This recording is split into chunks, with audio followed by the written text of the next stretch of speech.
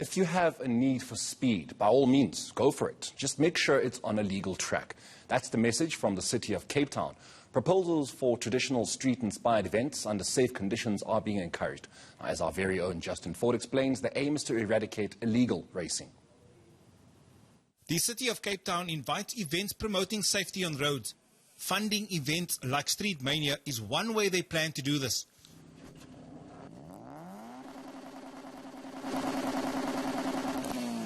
Ultimately, it is illegal to race on the street. We can do these on racetracks, we can do them on street closures. The problem, of course, with street closures is that it increases the cost. So for me, the first prize is a purpose-built facility with everything already in place. And from the city side, we're happy that events are happening. We miss the events.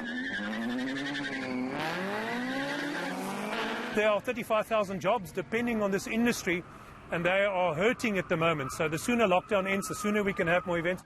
At the moment, COVID makes it difficult to have proper events, so a little bit spectator-less, which takes some of the fun and the bragging rights out of it. At least the events are happening, and it's happening within a racetrack that's purpose-built. There's crash barriers, the scrutineering and everything else on scene. So I'm very glad that Street Mania has put this application in.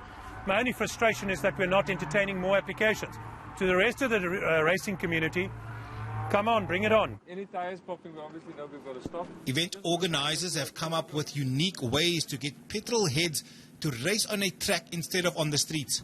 This has been a collaboration where we approached the city about where we felt let's do, aside from various other initiatives, another functional initiative, because you found Friday nights in Cape Town, plus minus roughly between 200 to 300 cars illegally racing. So until you provide an alternative, you're going to end up having a police car in every corner, and that's not functional, and it's not possible. So in that sense, this was the idea of this initiative, to create an alternative for guys that feel my only alternative is to go to the street, and that being from spinners, drifters less because it's a smaller community, and the same with drag races.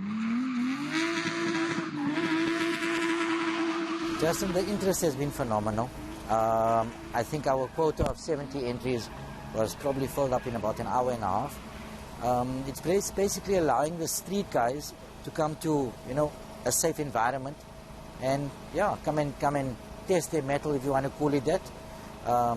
There's a lot of beef on the streets with these guys. This is the place to sort it out. Similar initiatives around the country are being planned in an attempt to provide access to facilities for these speed freaks.